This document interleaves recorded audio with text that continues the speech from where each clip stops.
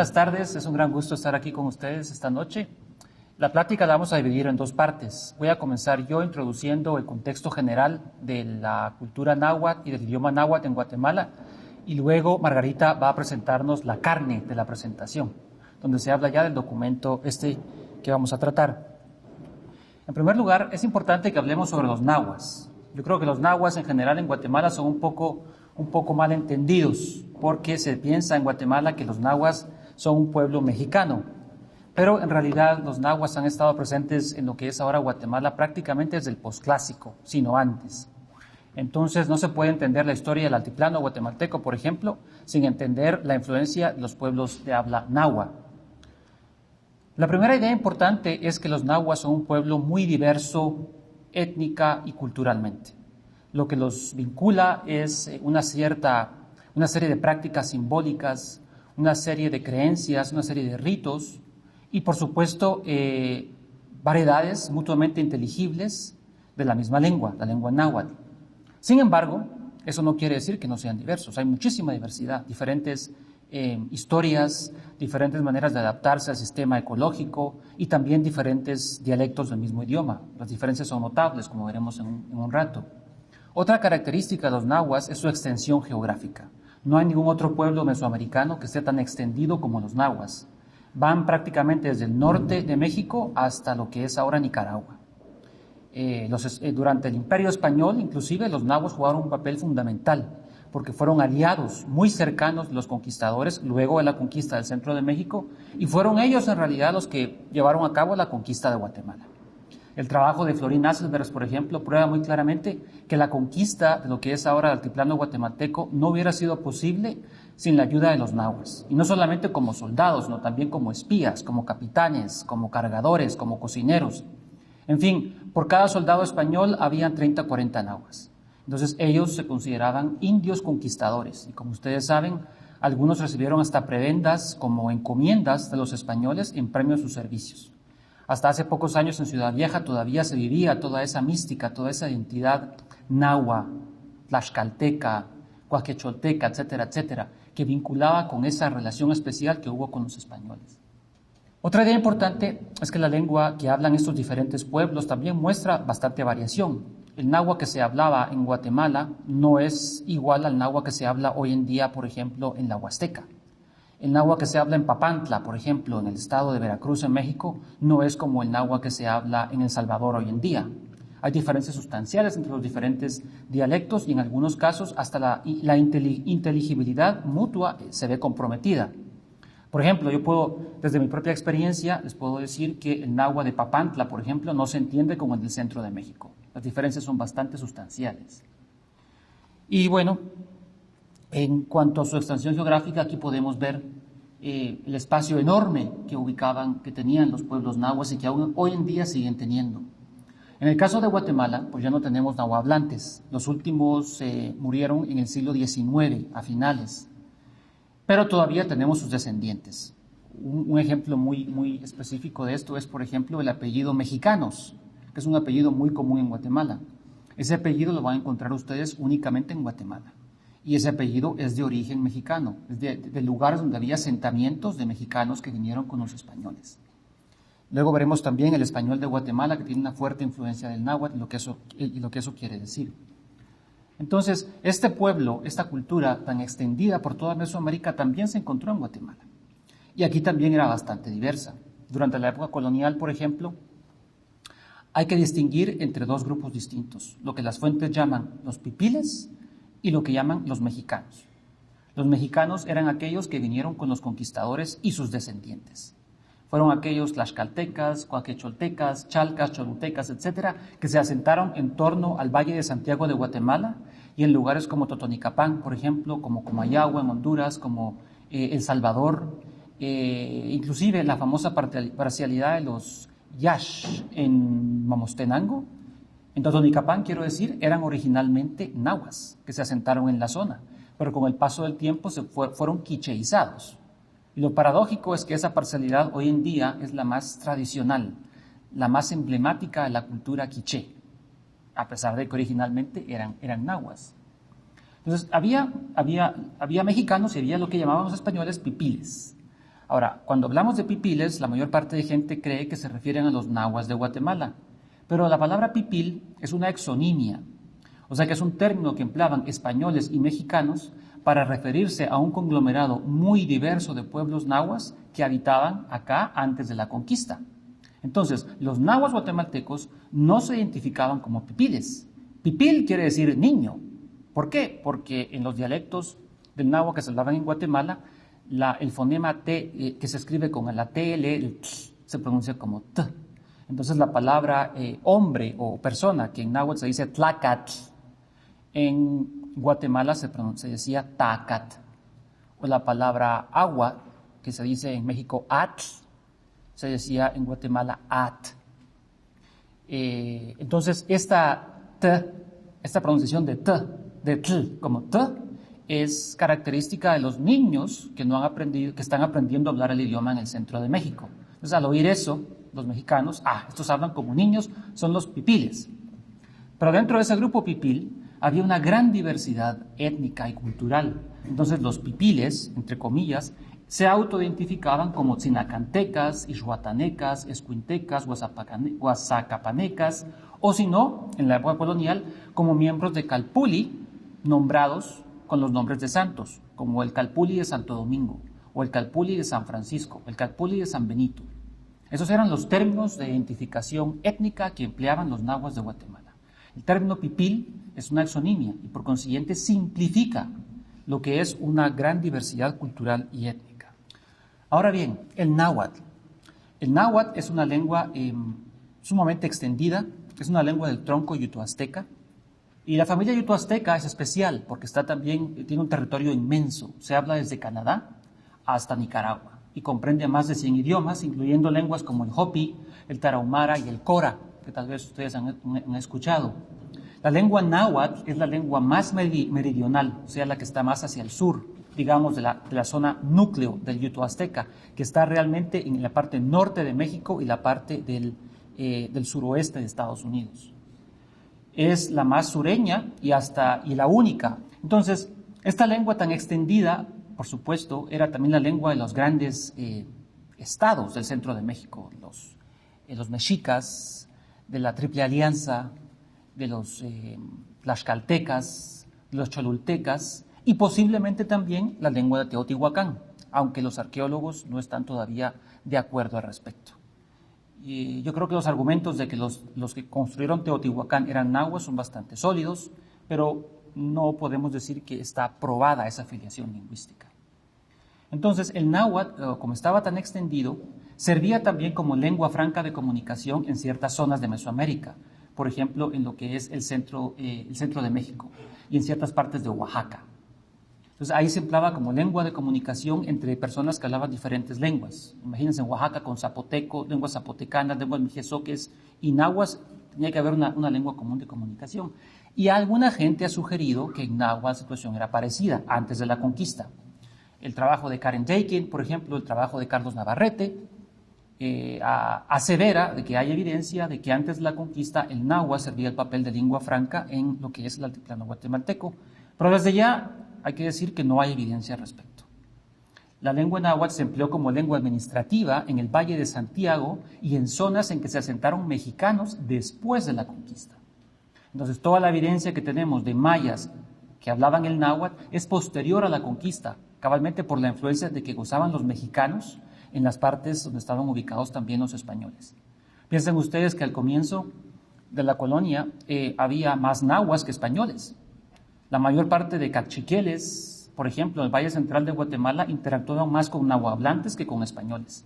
Entonces, no debe extrañarnos que haya habido esa expansión del uso del náhuatl en el contexto de la colonia después de la conquista, no antes. Y ahora, el náhuatl es parte de lo que se conoce como la subfamilia aztecana dentro del tronco yuto-azteca. Lo que tenemos aquí es es un esquema que muestra un resumen de la variación dialectal en el náhuatl. Vemos dos flechitas, la primera apunta a la rama este. Cuando digo este es el nombre de la rama dentro del tronco lingüístico, no me refiero al lugar. Y en el centro oeste en el central tenemos a Guatemala también. Es decir, En Guatemala, antes de la conquista, se hablaban dos variantes diferentes del náhuatl. Había un náhuatl central, emparentado con el que se hablaba en Tenochtitlan, emparentado pero distinto, es decir, con rasgos arcaicos.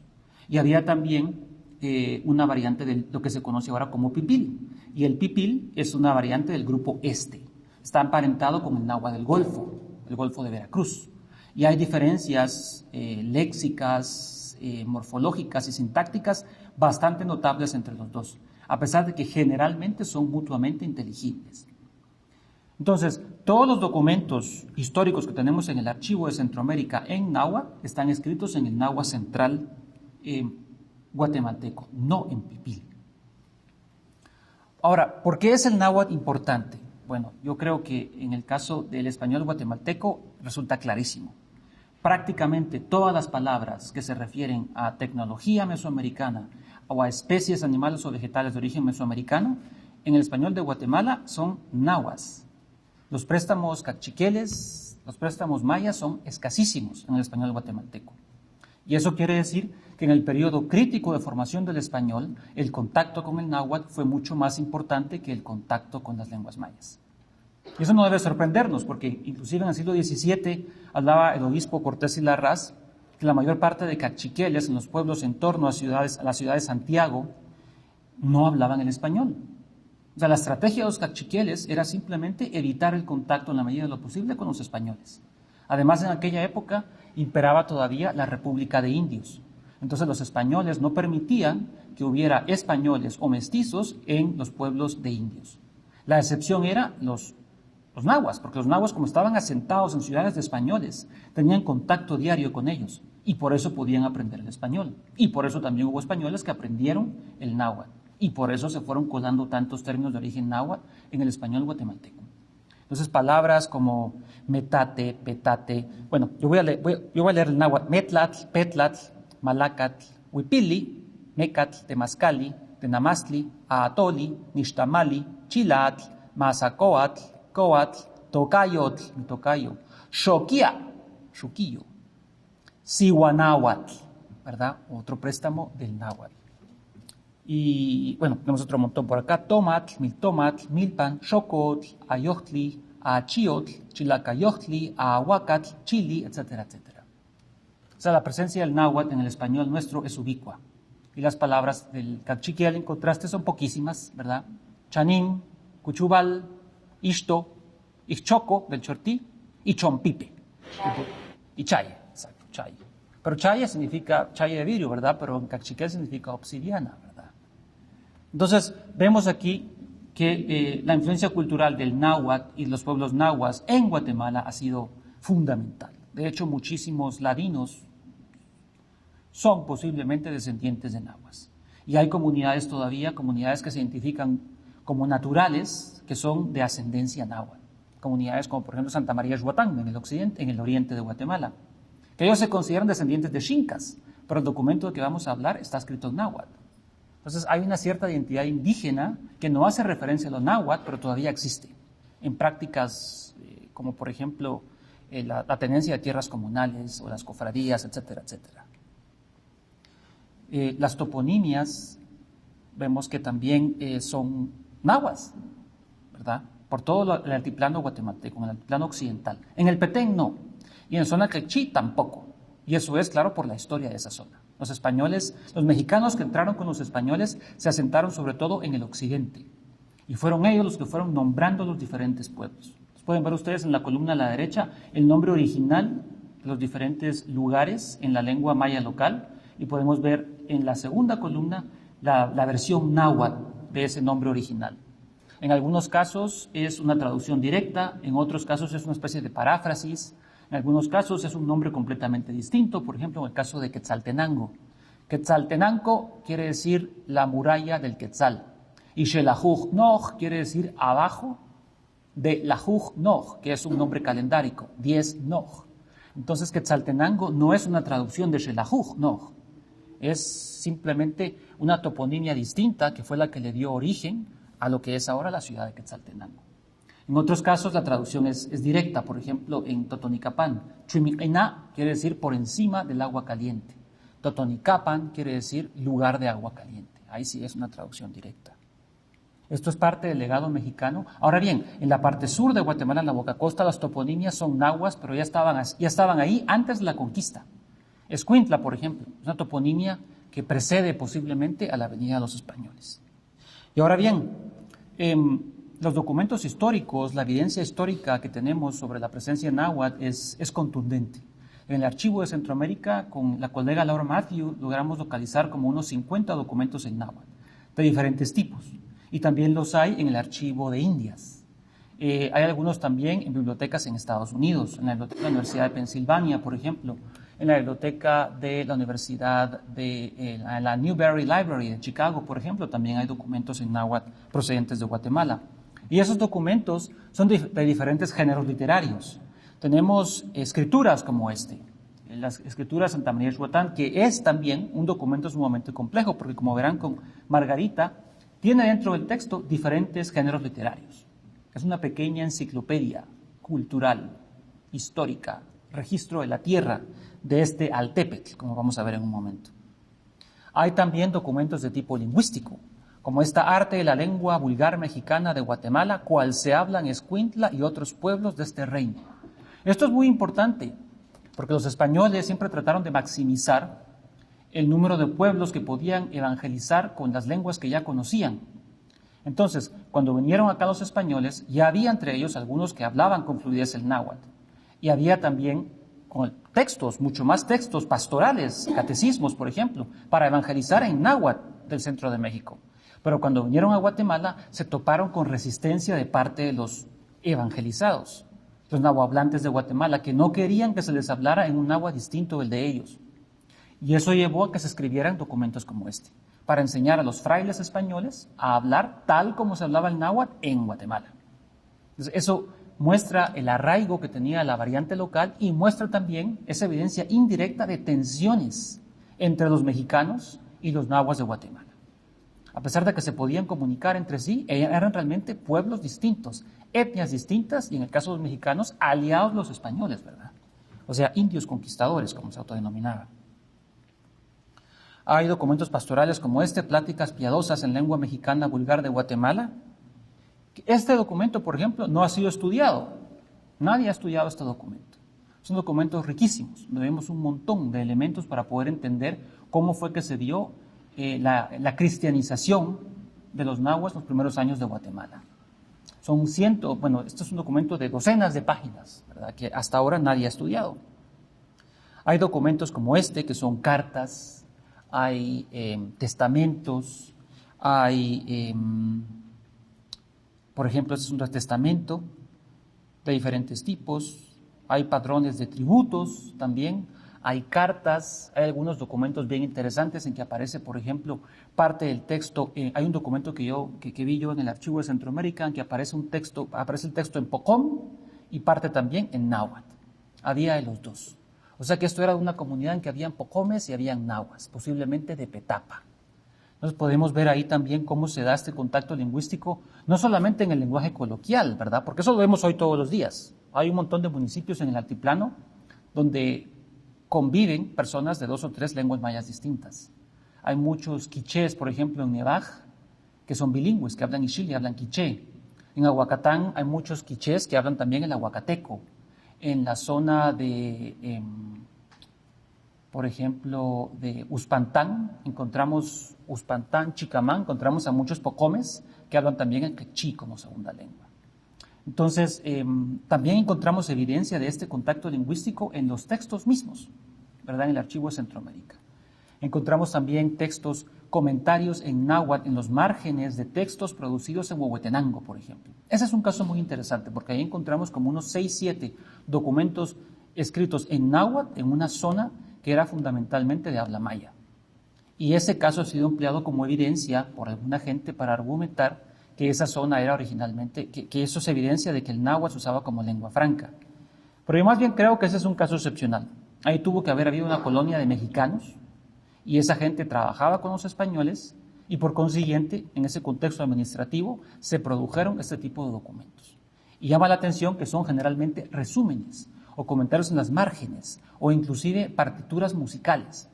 en que aparece parte de los cantos en náhuatl. Acuérdense ustedes que en esa zona, que hasta ahora no conocemos documentos pastorales en lenguas como canjobal, como acateco, como chuj, documentos pastorales coloniales. Entonces es muy probable que la evangelización de esa zona se haya hecho en base a textos nahuas y haya sido llevada a cabo por nahuatlantes que iban con los españoles. Entonces, como ven ustedes, la presencia de los nahuas es ubicua. Se encuentra en los textos, se encuentra en el altiplano, se encuentra en la zona del sur. Juicios, aquí podemos ver. Y miren qué documentos tan lindos, cómo se leen, cómo se podría leer eso también. Veamos la gran diversidad de los nahuas. Y otro punto importante, las relaciones fuertes con los mayas del altiplano. Sí, un ejemplo rápido, podemos ver, por ejemplo, el calendario quiché tiene varios nombres de meses que son literalmente préstamos del náhuatl. Hay un mes que se llama Tequexepual, que es un préstamo directo de la palabra Tlacaxipehualistli del náhuatl. Entonces había una influencia notable de los nahuas sobre los quichés y cachiqueles. Nombres, por ejemplo, de personajes históricos, de reyes. Había varios nombres de reyes que aparecen en el numeral de Tepán-Atitlán, que son nahuas. Entonces había mucha influencia, mucho contacto entre los dos, y curiosamente hay poca influencia del quiché o del cachiquel en los documentos nahuas. Yo, de hecho, hasta ahora no he encontrado ningún préstamo del quiché o del cachiquel en los documentos nahuas. Sí he encontrado evidencia de préstamos del xinca en otros documentos, no en este, pero en otros documentos. Entonces, eso también es un dato muy interesante sobre cómo pudo haber sido la convivencia entre los dos. Ahora, los nahuas prehispánicos en Guatemala se organizaban en altépetl. El altépetl, como ustedes saben, es la unidad sociopolítica fundamental en México también. Es una palabra compuesta, altépetl, el agua y el cerro. Es así como denominaban ellos a sus unidades políticas. El altépetl era una unidad territorial que tenía también una población, ¿verdad?, que era, había nobles y había plebeyos. Había cierta jerarquía social también y una fuerte división del trabajo. Y los altépetl a veces podían hacer alianzas, por ejemplo, la Triple Alianza, que al momento de la conquista era la que gobernaba el centro de México. Los altépetl se dividían en chinamits, y los chinamits se subdividían a su vez en calpoli, y estos calpoli es lo que se conoce a veces como linajes. Es lo que corresponde a los chinamits, a lo que corresponde a los amats, por ejemplo, entre los quichés y los cachiqueles. Y estos chinamits tenían nombres como Tzinacantán, como Ixhuatán, como Iscuintán, etc. El documento de que nos va a hablar Margarita habla justamente de la historia de un altépetl y sus diferentes chinamits. Entonces, siempre se lista el nombre de todos los chinamits porque cada uno de ellos tiene una identidad propia. A pesar de que el documento habla en nombre de todos, sí dejan claro que constituyen diferentes entes étnicos, diferentes unidades sociales. Y luego, finalmente, recalcar que había por lo menos dos diferentes grupos de dialectos, un náhuatl central y el pipil. El náhuatl central, repito, no es un término geográfico, sino que se refiere al subgrupo dentro de la familia aztecana. Había en la colonia dos tipos de náhuatl central, uno mexicano y uno guatemalteco. El mexicano fue el que fue traído por los indios conquistadores y el guatemalteco era el que ya estaba aquí en el momento de la conquista. Y repito, todos los documentos coloniales estaban escritos en el náhuatl central, bien sea en el guatemalteco o en el mexicano, porque los podemos distinguir bastante bien. Muchas gracias. Le cedemos la palabra a Margarita. Bueno, buenas noches a todos. Qué bueno verlos de nuevo. Yo les voy a hablar específicamente del documento que estamos trabajando y para eso he dividido estos 20 minutos de presentación en 4 puntos diferentes. Primero les voy a hablar de los antecedentes del documento, cómo llegamos nosotros al documento. Luego, ya hablando sobre el documento, cómo lo dividieron, porque está dividido en 3 partes. Luego les voy a hablar un poco del mito de origen que relatan en este documento y luego los indicadores de oralidad que nosotros vimos al estar traduciéndolo. Bueno, para empezar, en los 70, en 1971, un lingüista que se llama Lyle Campbell encontró el documento, le tomó fotografías y se las llevó a Filadelfia. En Filadelfia encuentra estas fotografías Lawrence Feldman, que es un historiador que ha trabajado el oriente de Guatemala por mucho tiempo, y este historiador le pasa las fotografías a otro historiador que trabaja en México, a Christopher Lutz, y Christopher Lutz se va con 3 lingüistas y les dice, bueno, está este documento de Guatemala, nadie ha hecho la traducción de él, y entonces pues vengo con ustedes. Estos lingüistas son Berenice Alcántara, Karen Dakin, que trabajan actualmente en la UNAM todavía y trabajan el náhuatl, se dedican al náhuatl, y junto a Guillermo Olivier, que también trabaja náhuatl. Estos 3 investigadores comienzan a hacer una traducción, pero nunca terminaron, y le preguntó a Karen Dakin en el 2004 qué había pasado, y ella le dijo que pues habían tenido otras prioridades, por supuesto. Luego, en 1980, está Rita Griñón y Alan Ishon haciendo recorridos arqueológicos en el oriente de Guatemala, en Chiquimula, Jalapa, Jutiapa y Santa Rosa. Llegan a Santa Rosa, la municipalidad, y se topan que el alcalde les dice, bueno, aquí tenemos documentos antiguos, entonces pasen a verlos. Muy asombrados ellos, les dicen, bueno, préstenos los documentos, vamos a ir a la capital, les sacamos una copia, que yo estoy asombrada que hayan dejado a estos investigadores hacer eso. Se los traen a la capital, sacan una fotocopia y regresan el original a la alcaldía, gracias a ellos por haberla regresado.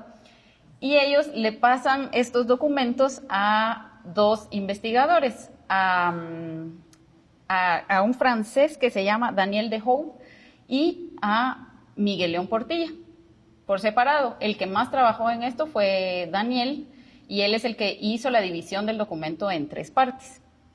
Luego, el doctor León Portilla, que también trabaja en México, en la UNAM, se lo pasa al nahuatlato con el que siempre ha trabajado, porque si ustedes ven todos los trabajos de del doctor León Portilla, siempre dice agradecimientos al nahuatlato Librado Silva, que es una persona que habla náhuatl y que le ayuda con las traducciones. En realidad, él hace las traducciones y León Portilla le acompaña. Entonces, como estábamos en México, estaba yo en México estudiando, entonces llego con don Librado Silva, y le pregunto, mire, pues, ¿dónde está la traducción del documento? Y me dijo, ¿cuál documento? Y entonces lo empiezo a describir y me dice, no, pues no, a mí nunca me llegó ese documento a mis manos. Entonces, ha pasado por varias manos el documento, pero nadie lo ha terminado de traducir. Y hace unos años, en el 2010, Sergio, que todavía no nos conocíamos, por cierto, Sergio se entera de este documento cuando estaba buscando documentos en náhuatl, va a la alcaldía y le dejan tomar fotografías, y entonces él fotografió todo el documento, que son 104 fojas. Esta es la carátula que tiene actualmente el documento. Es una carátula de cuero que dice escritura de Izhuatán de 1615 a 1705, que estas son las fechas que tiene adentro el documento, cuándo empezó a ser escrito y cuándo fue la última vez que alguien lo intervino, escrito en la lengua indígena. Y esto es interesante porque Ishon y Griñón reportan que en los 80s esta carátula no existía, y tenía otra carátula que decía actas y medidas de tierra y mojones según el cuaderno en lengua mexicana. Y esta versión del documento ya no dice lengua mexicana. Yo creo que porque actualmente en Santa María Izhuatán son xincas, entonces seguramente les causó conflicto que dijera el documento que estaba en lengua mexicana. Eso es lo que supongo yo. Luego, aquí vemos la parte de atrás, que me encanta porque esta es la restauración que hicieron en 1994, que dice el documento restaurado gracias a la colaboración de la Fraternidad de Izhuatanecos ausentes. Y en 1994 lo que hicieron también con el documento fue restaurarlo y ponerle papel contact a todas las páginas. Entonces, actualmente las fotos que tenemos, una de las fotos es muy difícil leerlo y la tinta pues ya se está perdiendo, lastimosamente. Así que nos vamos a apurar. Y esto es muy difícil restaurarlo ya con el papel porque ya son uno, el pegamento y el papel. El documento está dividido en 3 partes. Esta fue la división que hizo Daniel y nosotros pues sí creemos que esa sigue siendo la división. La primera parte es una parte de los fundadores y los mitos de origen, todos los ancestros de Izhuatán. Luego están una parte que habla sobre los mojones, porque este documento fue hecho en un litigio de tierras. Entonces, hablan sobre el litigio de tierras, pero dicen, bueno, les vamos a contar cuáles son nuestros límites, pero antes les vamos a contar de dónde venimos. Y aquí, cada vez que hablan de mojones, está esta señal aquí. Y la tercera parte es las leyes y ordenanzas, y habla mucho de la evangelización. Es una traducción de ciertos catecismos.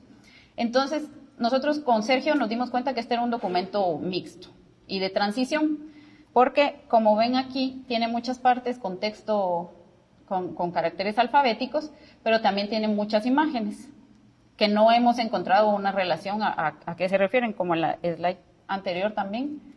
Aquí vemos estas como columnas. Pero conforme vayamos avanzando en la traducción, yo creo que vamos a lograr entender más de qué se tratan. Y luego hay en varias fojas encontramos líneas de cerros, y aquí les traigo este ejemplo, que estos cerros, estos son los nombres de los cerros. No les voy a leer aquí porque traigo otra slide, que es esta, y esta me encanta a mí porque vemos como la combinación de todo, las imágenes, el texto alfabético y todas las imágenes de cerros. Y aquí está la transcripción de todo lo que dice aquí, todos los nombres de cerros.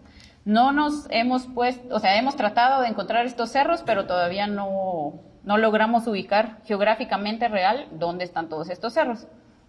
Y algo interesante que hemos encontrado en esto y que nos hace creer que este documento, cuando pasaron alfabético este documento, estaban viendo en realidad un códice o un lienzo, y que entonces eran por lo menos 2 o 3 personas las que estaban ahí. Uno estaba leyendo el lienzo y estaba contando la historia, y el otro estaba tomando apuntes ya en caracteres alfabéticos. Y por ejemplo, esto, que hay varios cerros aquí que tienen 2 nombres, pero justo cuando están estos 2 nombres es la misma raíz. Aquí Chacaltepetl y Chacalapan. Entonces es el mismo lugar, pero yo creo que la persona que estaba leyendo el lienzo no sabía cómo interpretar un jeroglífico que vio, y no sabía si se leía Tepet o se leía Apan. Tepet es cerro en náhuatl y Apan es en el agua. Y pasa lo mismo con este Teotepetl, que aquí está el Tepet de cerro, y Teoapan. Yo también trabajo en México con textos, con códices del centro de México del siglo XVI, y esto a mí me hace mucha lógica, porque en el centro de México solo estaban escribiendo con jeroglíficos la raíz de los lugares. Eran muy pocas veces que ponían un jeroglífico para referirse al locativo, que es el Tepet o el Apan. Entonces, yo viendo esto digo, pues sí, el señor no estaba seguro si se leía Tepet o Apan, y entonces puso los 2 nombres porque no sabía, no estaba tan seguro. Luego, en el texto, algo de lo maravilloso del texto es que no nos cabe duda de cuál era la división social que tenían ahí, o que por lo menos está reflejada en este texto. Porque en el texto hablan sobre el Altepet, Chinamit, siempre está esta dupla, siempre que hablan de Santa María de Ixhuatán dicen el Altepet Chinamit, que no es lo mismo. O sea, en los textos académicos siempre se hacen referencia o al Altepet o al Chinamit, y son 2 cosas totalmente, bueno, no totalmente diferentes, que se unen, pero son diferentes. Las utilizamos de manera diferente, pero en este texto siempre dice Altepe Chinamit de Santa María de Ixhuatán. Y Santa María de Ixhuatán, dice, tenía 4 calpulis. Y los 4 calpulis eran Guazacapán, Sinacantán, Nancinta, que en el texto se refleja como Lancintla, y Pasaco, que en el texto se refleja como Pasago, que son estas variantes dialectales de las que habló Sergio hace un momento. Para el siglo XVIII, nosotros tenemos reportes en varios textos de que en Nancintla y Pasaco se hablaba Xinca o Popoluca, pero que en Guazacapán y en Sinacatán sí eran lugares donde se hablaba náhuatl. Entonces, estos 4 calpulis que eran parte del Altepe de Santa María y Ixhuatán eran bilingües, digámoslo así. O sea, estos 2 hablaban Xinca y estos hablaban náhuatl. Luego en el texto, el personaje que más aparece en todo el texto es don Pedro de Alvarado Xilomiqui Tehuiti de Guazacapán. Algunas veces solo se firma como don Pedro de Alvarado, otras veces como don Pedro de Alvarado Xilomiqui, a veces no pone de Guazacapán, sino que pone de Ixhuatán, y es una variedad, y hablando con Sergio, es el primer nombre que nosotros nos encontramos, el primer personaje que tomó el nombre del conquistador Pedro de Alvarado. Y les pongo esto en rojo porque creemos con Sergio que es el linaje al que pertenecía este personaje. Entonces este señor era del linaje Xilomiqui, y hay varios personajes adentro del texto que firman como Xilomiqui también, con otro nombre en español. Y este Tehuiti es lo que nosotros creemos que se refiere al título de señor, que en el centro de México, en el náhuatl del centro de México, es Teuctli, y siempre va acompañado de este señor Xilomiki. Y como les dije, a veces dice que es de Guazacapán y a veces de Izhuatán. Este personaje nunca dice que es de Sinacantán, de Nancintla, ni de Pasaco. Siempre dice que es de Guazacapán o de Izhuatán. Entonces, vemos este documento como la versión de la historia de este señor, de don Pedro de Alvarado, que por alguna razón él estaba diciendo yo soy de Izhuatán y soy de Guazacapán. Entonces nosotros entendemos que esas son las dos principales de todos los pueblos de los que habla el documento. Luego, ya entrando con el mito de origen, vemos, esta es una imagen de la historia tolteca chichimeca, que es del centro de México, porque este texto nos recuerda, la primera parte del texto, que es la del mito de origen, nos recuerda muchísimo al mito de origen de los nahuas del centro de México. Y en el texto mencionan que salió una migración y salen de Chicomeostoc, Chicomeyuguali, Chicometelot, que esto se traduce como 7 cuevas, 7 noches y 7 peñascos. Y también mencionan más adelante que ellos vienen de otro sitio de origen, que es Papalatoyan, Tecoatoyan, Papalatescat y Tecoatescat. Si ven, esta es una dupla, esta y esta. Y estas son las tulas que nosotros pues también vemos aquí en los cachiqueles y los quichés, que ellos, el lugar de origen es los tulas o a veces el lugar de los 7 barrancos. Y este documento en particular menciona otro lugar de origen, que es Chignahuitepet, Chignahuiostoc, Chignahuat o Chignahuyohuali. Estas se pueden intercalar y se traduce como 9 cerros, 9 cuevas, 9 aguas o 9 noches. Entonces, este es un lugar de origen de los izhuatanecos que no hemos visto en ningún otro texto de los nahuas. Y peculiarmente nos dimos cuenta de que en Santa Rosa, en un recorrido que realizó Francisco Estrada Belli, un recorrido arqueológico, hay un sitio arqueológico que se llama 9 Cerros. Entonces creemos que hay algo de la tradición oral aquí que perduró y por eso el sitio se llama 9 Cerros. Tal vez no es ahí el lugar de origen, pero hay una tradición. Luego, esta es una imagen que la uso yo para hacer relaciones con el documento que estamos leyendo, de la tira de la peregrinación, que también es del centro de México, donde se relata cuando salen los 8 grupos, uno de estos es los mexicas, que llegan al centro de México, cómo van todos, y llevan 4 cargadores. En nuestro documento dicen que son 8 cargadores los que van adelante de la migración. Y aquí vemos a uno de los cargadores que está cargando a Huitzilopochtli. Huitzilopochtli es el dios de la guerra y es el que guió a los mexicas de Aztlán hasta el centro de México, a donde están ahora, ¿verdad? Y estas son unas imágenes del Códice Florentino que hizo Sahagún en el siglo XVI, y yo las uso porque mencionan en el texto, como ya les dije, a Huitzilopochtli, que es el dios de la guerra, pero también mencionan a Quetzalcóatl como 2 personajes que venían con el fundador del Altepe Chinamit de Santa María Izhuatán, que era don Pedro de Alvarado. Entonces viene este señor acompañado de estos 2 personajes. Luego, otro dato muy interesante del mito de origen que tiene Santa María Izhuatán es que menciona que estos cargadores y estas personas tenían unos abuelos, que eran unos abuelos toltecas, y los nombres de los abuelos toltecas eran Huizaltecolot, Huezalo, Xihuitomo y Papalo.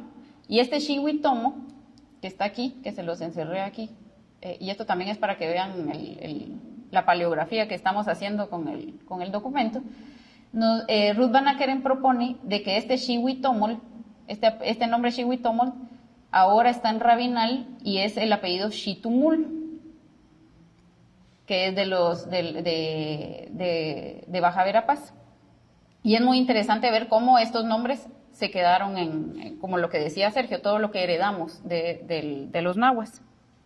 Luego, esta es otra imagen de la tira de la peregrinación del centro de México, que habla cuando Huitzilopochtli le dice a los mexicanos a los mexicas que dejen a las otras 7 grandes familias y se vayan solos a fundar un nuevo lugar. Y mencionan que ese día se rompió un árbol. Y en nuestro documento no se dice que se rompió un árbol, pero sí hicieron un tipo de, amarraron cañas, encerraron codornices, y en ese momento los nahuas se separaron, así dice el documento, los nahuas se separaron porque uno de los nahuas que venían en la migración no querían tierra de cerro, sino que querían tierra plana. Entonces en ese momento se dividen y ahí se va nuestro Altepe Chinamit de Ixhuatán, sigue en la migración. Y luego esto es parte de la traducción que hemos hecho con Sergio, y vemos aquí partes de indicadores de oralidad, que nosotros cuando empezamos a traducir dijimos, pues estos individuos, estos personajes que escribieron esto, estaban viendo un códice, así como les enseñé antes con los jeroglíficos. Entonces aquí les puse en negritas la palabra en náhuatl y su equivalente en español. Y no aparecen, está diciendo el Señor, no aparecen los nombres de los ancianos que mandaban cuando todavía no había llegado la fe cristiana. O sea, está viendo el documento y dice, pues antes de esto no tenemos ningún reporte, digamos. Luego dice aquí, usan mucho la palabra aquí.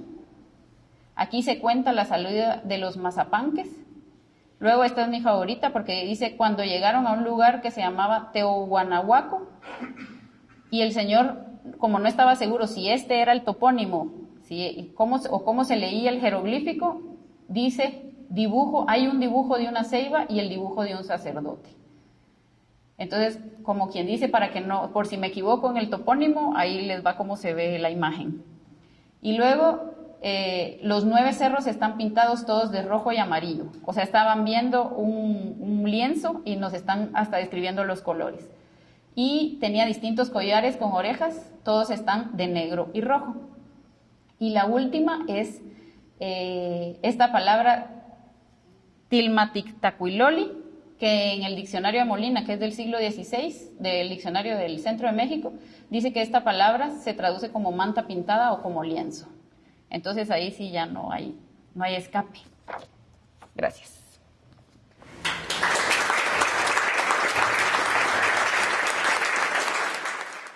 En el Popol Vuh varias veces mencionan a los mexicanos, pero también nos llaman yaquis. Entonces, encontré ya el origen de la palabra yaqui, pero quisiera ver si me lo puede confirmar, por qué a los mexicanos nos llaman yaquis en el Popol Vuh. En el Popol Vuh llaman yaqui a los nahuas, no a los mexicanos. O sea, se reconoce en el Popol Vuh que hay un vínculo histórico entre mexicanos y yaqui, pero yaqui se refiere a los nahuas que habitaban en lo que es ahora Guatemala. Y ahora, ¿de dónde viene la palabra yaqui? Pues a mí no me queda del todo claro. Yac es una palabra en quiché cachiquel que significa gato de monte, sí, pero no creo que sea ese el origen. No creo. Los yaquis es un pueblo que habita también en el norte de México y yo creo que debe ser la misma toponimia. Yo sospecho que es una exonimia, porque los nahuas no se llamaban a sí mismos yaquis. Los nahuas se autodenominaban nahuatlaca, en función de la lengua que hablaban. Y la palabra mexicano en cuanto tal no aparece en el Popol Vuh. Aparecerá en la traducción, pero no aparece en el quiché original. Okay. ¿Y para la expositora? Bueno, he buscado el significado de la palabra México. Me quedo con uno que propone Gutiérrez Tibón en su magnífico libro Los 1000 nombres de México, ¿no? ¿Cuál es su traducción de México? Tanto con glifos como con la transliteración, digamos. Con glifos. El Códice Durán me parece que está ahí. Ajá. Con glifos está el escudo de México. Ese es ese es el que representa. Pero no he visto otra referencia que sea tal cual México en los códices, para nada.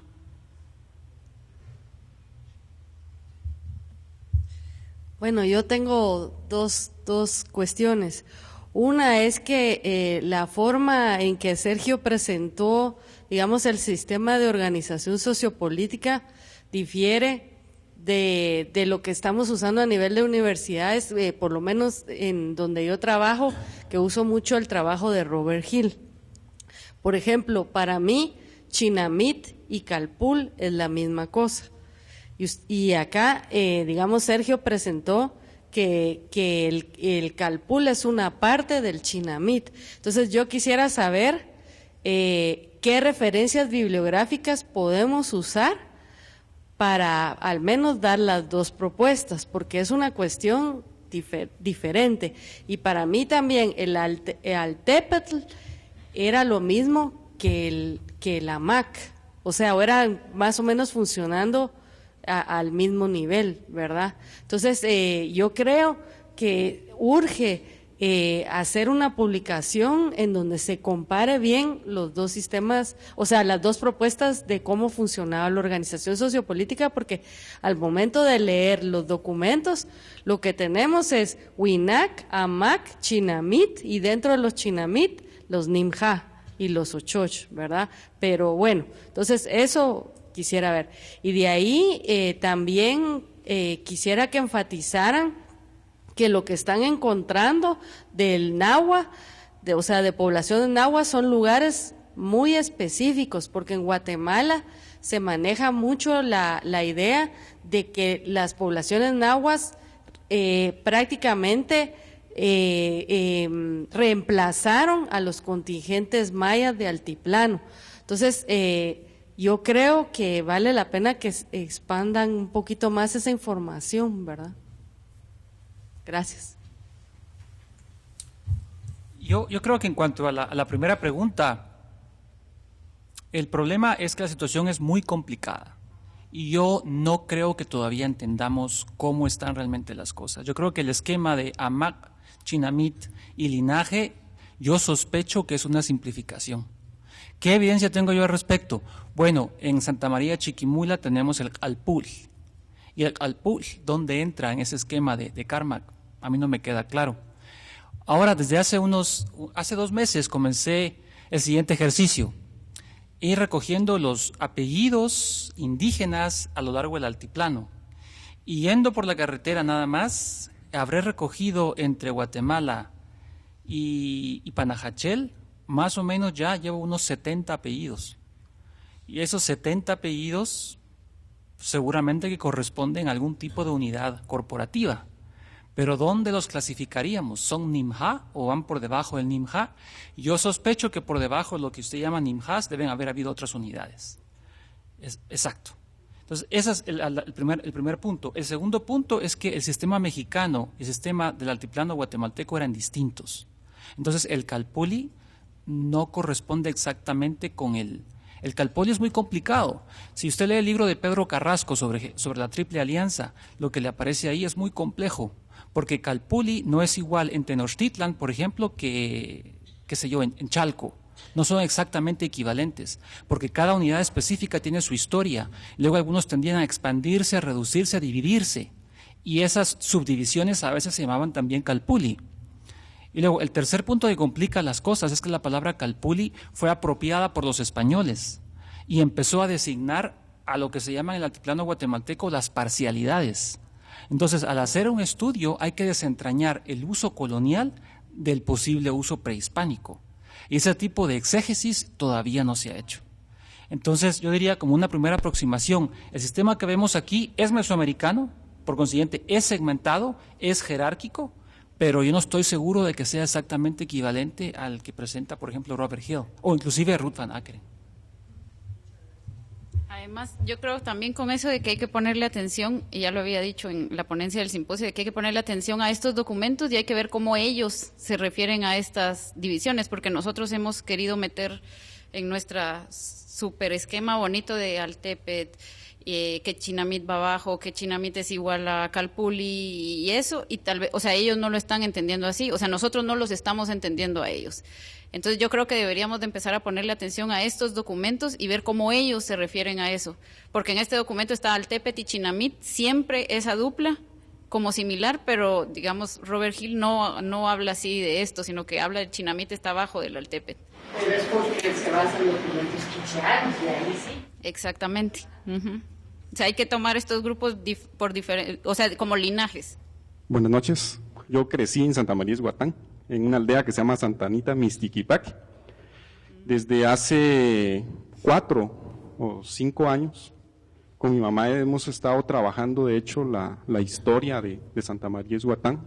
Tenemos una bibliografía de la cual hoy podemos ser concretos de 15 libros, pero tenemos más, pero no nos, realmente ni mi mamá ni yo somos historiadores, ella es maestra, yo estudié ingeniería en potencia en la Universidad de San Carlos, entonces no vivimos de esto, ¿verdad? Entonces no nos da el tiempo para entrarle como debiéramos. Entonces, explico esto porque ahí van mis preguntas, ahí van mis dudas. Ustedes hablan de Izhuatán como un pueblo náhuatl. Yo soy liberal gracias a mi ideología es liberal gracias a la Francisco Marroquín, entonces no soy fanático de una teoría, por así decirlo. Pero, por ejemplo, Fuentes, Cortés y Larraz, él sí se hace referencia al curato de Sinacantán con sus 4 pueblos que solo hablaban xinca. Además de esto, hay otro alcalde mayor de Escuintla que hace un estudio, los españoles le llamaban, no me recuerdo el nombre que ellos utilizaban para hacer referencia a lo que el político hacía o el jefe político hacía para el estudio de los partidos que tenían a su cargo. Y no me recuerdo el nombre ahorita de este alcalde mayor de Escuintla. Cuando él se refiere a Izhuatán, dice que los indígenas hablaban xinca. Entonces, yo no estoy diciendo que no hubieran hablado náhuatl. De hecho, con mi mamá hemos discutido, yo le digo, o sea, es que este pueblo, por las características, pareciera que era un pueblo de comerciantes. Y estoy tan seguro que tan cerca de los pipiles, o era un pueblo sometido a los pipiles de Escuintla. No sé si sea correcto, ahorita estoy viendo, me pregunto qué tan correcto es llamar los pipiles, pero, o aquí había un enclave náhuatl. Resulta que, ¿cómo fue que nosotros y mi mamá nos vimos envueltos en esto? Y fue por una palabrita. En mi aldea hay unas lagartijas y les llaman huechas. Resulta que en Oriente y en Izhuatán la gente es muy, no voy a decir que somos, pero uno crece con eso, una mentalidad racista. Entonces, aún en mi pueblo decirle, perdónenme la palabra porque no quiero ofender a nadie, indio a alguien es ofenderlo. Entonces, ¿cómo en un pueblo tan racista existe una palabra? Eso fue cuando yo era niño, porque a mí la historia me aficiona, es mi pasión. Entonces, me preguntaba yo, ¿cómo en un pueblo tan racista puede haber una palabra indígena y que se use de esa manera? Porque cuando uno llega y le dice a un niño, mira, quiero que me enseñes una lagartija, ¿what? Bueno, entonces ellos, si le dicen, huecha, sí, ¿cuántas quiere? Entonces, resulta que hay una señora que para mí el nombre resulta impronunciable, es alemana, y hace un estudio sobre sobre un arte de la lengua xinca, de un señor que es, si no estoy mal, franciscano, es Matos. Ese libro está en Harvard, y ella hace una reconstrucción de la gramática xinca del siglo XVII. Y en ella, buscando los vocabularios, ahí me conté que huecha significa iguana. Al igual como pasó en el altiplano, que el poder político lo cooptó fuerzas mexicanas, pero siempre la población siguió siendo maya. Podría ser que aquí el poder político lo cooptó igual una fuerza náhuatl, pero el resto de la población siguió siendo xinca. Y quien escribió este texto efectivamente descendía náhuatl, hablaba náhuatl, pero que el resto de la población ha sido xinca. O sea, igual hoy, dentro de 100 años nos podrían estudiar a nosotros y podrían decir, bueno, es que estos hablaban inglés y nada, pues, pero quien nos gobierna son los gringos, eso no lo podemos discutir, ¿verdad? Ellos ponen las reglas y todos bailamos al son que nos canten, pero todos hablamos aquí español, pues, y yo hablo muy poco inglés. Entonces, ahí va mi pregunta. Me gustaría ponerme en contacto con ustedes. Créanme, yo estoy muy abierto a esto. Si yo estoy equivocado y realmente Izhuatán no es un pueblo xinca, pues, enhorabuena, ¿no? O sea, como le digo, yo soy liberal y estoy abierto a las posibilidades, y lo que queremos es la verdad. Entonces, a mí esto me apasiona. Desde que nos metimos a trabajar con mi mamá, o sea, nos hemos envuelto y Y muchas gracias, felicidades por el trabajo. Y aquí somos ahorita 8, está casi toda mi familia, mi esposa, que somos de Ixhuatán. Entonces, que alguien se preocupe por nuestra historia, porque hoy acabo de ver el ultrasonido de mi hijo, entonces poderle contar a él su historia. O sea, Marx decía sobre los latinoamericanos, un pueblo sin historia. Entonces, precisamente porque nadie se había detenido o se había tenido la preocupación de buscar la historia del pueblo. Y todos los pueblos tenemos una historia. Ese es un lema que hemos tomado con mi mamá. Muchas gracias. Gracias. Yo te agradezco a ti y a tu familia que estén aquí. Yo les agradezco a todos, por supuesto, que estén aquí, pero especialmente a ellos porque son de Ixhuatán.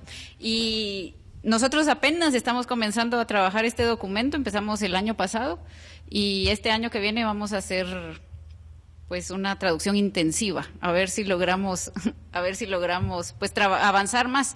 Nosotros no estamos diciendo, bueno, esta es una población xinca, esta es una población náhuatl, o sea, estamos diciendo, así están las referencias para el siglo XVI, XVII, XVIII, y no podemos decir ahorita Ixhuatán era xinca o Ixhuatán era náhuatl. Estamos contándoles lo que vemos nosotros en el documento. Ojalá más adelante podamos llegar a decir, bueno, esta es nuestra propuesta, por lo que vemos. Y también necesitamos trabajar otros documentos de Ixhuatán, no solo este, porque esta es la versión de este personaje que se llama Don Pedro de Alvarado. Y no sabemos cuáles eran las intenciones de él también, porque cada documento tiene una intención muy particular que hay que tomarla en cuenta. O sea, hay que ver el contexto de todo, no podemos generalizar. Y sobre lo de Quetzal, es una palabra náhuatl, de hecho, y que aquí mencionan en el documento, que hay un señor que se llama Quetzal, y la palabra en los diccionarios del náhuatl central es lagartija. Y una cosita más, es importante darse cuenta de que es peligroso proyectar hacia el pasado la visión del presente. Entonces, Santa María de Ixhuatán hace 5 siglos no era un pueblo, sino que era un altépetl. Y en ese altépetl había diferentes comunidades que no estaban urbanizadas. La inmensa mayoría de la población era rural. Entonces, los pueblos, entre comillas, en realidad son coloniales, son congregaciones de los españoles. Y de hecho, el antiguo Ixhuatán, el antiguo Huazacapán, no está ubicado donde están ubicados ahora los pueblos.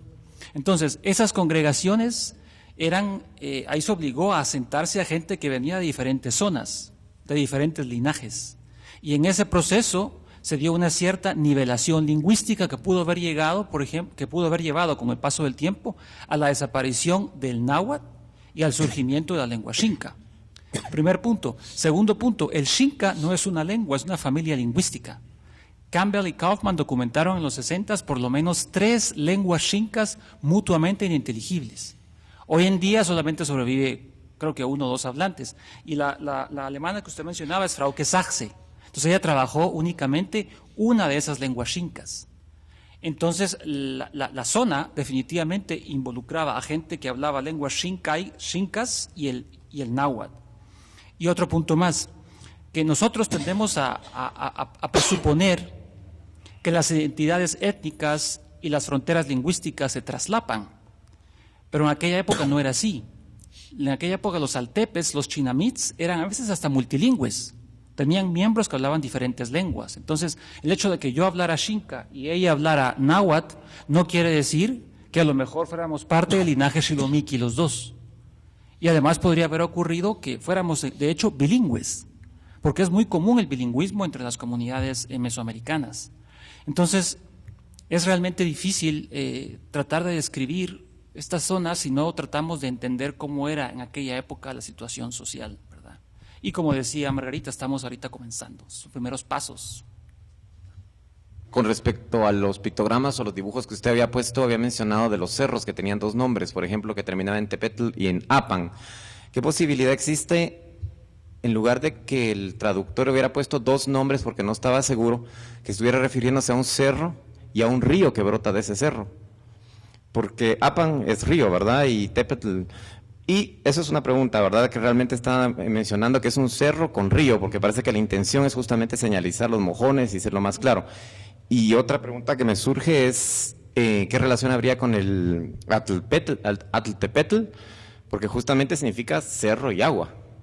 ¿No podría ser también referencia a una organización social, esos dibujitos? En la primera comentario tiene toda la razón. Puede ser de que hayan hecho referencia a un cerro y a un río. Y de que en la imagen que tenemos solo vemos cerros. Pero puede ser, totalmente de acuerdo, puede ser esas dos opciones. Y ahora con lo de Altepet, sí sabemos que es una palabra que está compuesta de agua y cerro. Y yo no lo había pensado, pero sí, tiene toda la razón. ¿Qué relación puede haber? Porque a lo mejor están refiriéndose, como hablaba de la ruralidad, no exactamente como un pueblo o una urbanización, pero sí un lugar habitado por un Tepel, ¿verdad? O sea, es como puede estar haciendo referencia a eso. Sí, muy interesante. Gracias, porque yo no lo había pensado. Me dejé llevar por lo que trabajo. Gracias. Yo hay algo que no entendí, me lo aclaró en parte Sergio. Sí, Sergio. Mi duda era mi duda básicamente es, ustedes mencionaron en el mapa un Altepetl, que era Izhuatán, y 4 Calpolis, ¿verdad?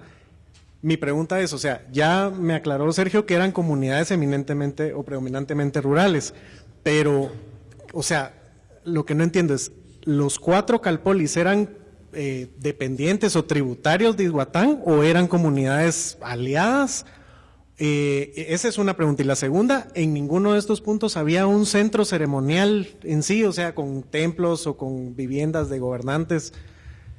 Pues fíjate que en la arqueología, el doctor Francisco Estrada Belli recorrió todo esto para su tesis de doctorado. Bueno, hizo mucho más, pero recorrió esta parte. Y menciona que hay sitios arqueológicos en Huazacapán, en Sinacatán, Lancintla y Pasaco. No menciona un sitio arqueológico para Izhuatán, pero eso no quiere decir que no exista. Quizás recorrió y no lo encontró, ¿verdad? Porque el actual pueblo de Santa María de Izhuatán no está asentado en el lugar antiguo. Y cuando Sergio visitó en 2010 Izhuatán, le dijeron de que el asentamiento antiguo estaba en los cerros.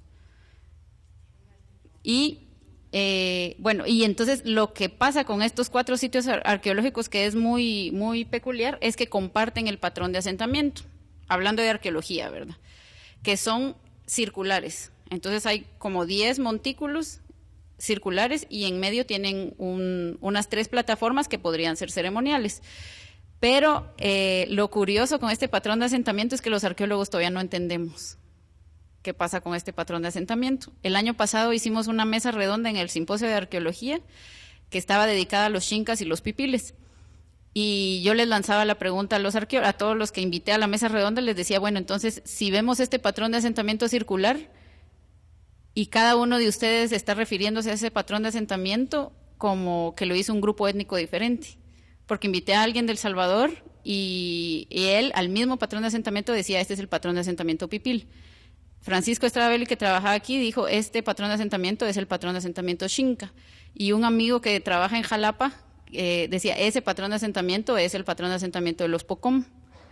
Entonces, nosotros como arqueólogos tenemos un vacío inmenso en esta parte de Guatemala y del occidente del Salvador también. Entonces, no entendemos. Y además no podemos decir, era lo que decía Sergio, no podemos decir este patrón de asentamiento arqueológico corresponde a este grupo étnico. Y ese yo creo que eso es lo que está pasando ahora. Ahorita nos estamos cuestionando muchísimas cosas como qué es un Altepet, qué es un Chinamít, dónde lo ponemos, por qué aquí, por qué, como quitarnos nuestras propias estructuras con las que hemos venido trabajando desde los 40, ahorita nos estamos dando cuenta que no nos están funcionando tanto con todo lo que hemos encontrado. Y estos 4 lugares pueden tener el mismo patrón de asentamiento y eso no quiere decir que la gente que vivía ahí hablaba lo mismo, hacía lo mismo, sino que puede ser como nosotros, como la actual Guatemala. Estamos en un país, pero somos tan diversos. Pero no eran, digamos, los 4 no eran dependientes de Santa María de Izhuatán. Sí, eso es lo que refleja el documento, que estos 4 eran dependientes de Santa María de Izhuatán. Así queda en el documento. Hasta lo que vamos ahorita. Me llama mucho la atención de los alcaldes de mi querido pueblo, y como solo pasa en nuestro país, llegan personas muy preparadas y les abren la puerta de la municipalidad y le dicen, llévese los documentos. Como fueron personas honradas y los regresaron, me presento yo, mis compañeras no me dejarán mentir, soy una persona honrada, incapaz de robarme un libro, pero como soy del pueblo, ¿verdad?, con la actitud malinchista. Pido por escrito que me presten los documentos con la intención de llevarle un poquito más de información a mis estudiantes, y a mí se me niega rotundamente, no me prestan los documentos, ¿verdad? Entonces es un comentario. Quiero agradecerles por toda la información que nos prestaron. Somos un pequeño grupo de nuestro pueblo, pero pienso que tres docentes trabajando y uno que no ejerce, más mi familia, demostramos que el magisterio no todo es igual. Quiero contarles que somos un grupo que todo el magisterio municipal nos tilda, porque ellos están en huelgas, mis compañeras y yo estamos en nuestra escuela, brindándole la atención a los niños, porque para eso nos pagan nuestro salario. Gracias.